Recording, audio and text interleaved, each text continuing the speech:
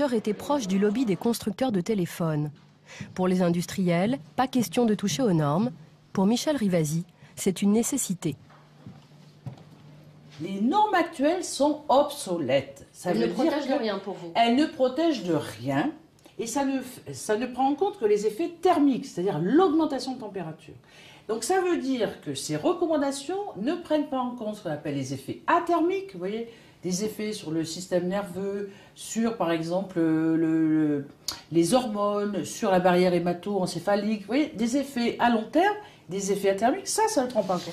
À l'origine de ces normes, cet organisme de scientifiques, l'ICNIRP. Les scientifiques qui y siègent revendiquent leur indépendance. D'après Michel Rivasi, ce n'est pas toujours le cas.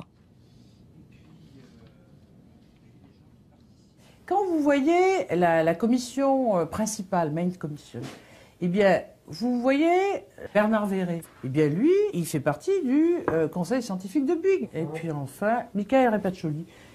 Eh bien, lui, il avait été financé par les opérateurs.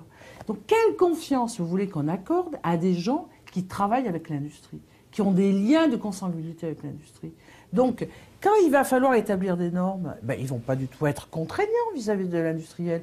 Ils vont établir des normes qui vont permettre à l'industriel de développer sa technologie. Selon nos informations, l'ancien président de l'ICNIRP, Michael Repaccioli, a été expert pour le compte d'un opérateur de téléphonie néo-zélandais dans le cadre d'un procès contre des riverains d'antennes. Enfin, Bernard Verret, qui est ce chercheur français à la fois membre de l'ICNIRP, l'organisation qui établit les normes, et membre du conseil scientifique de Bouygues Télécom.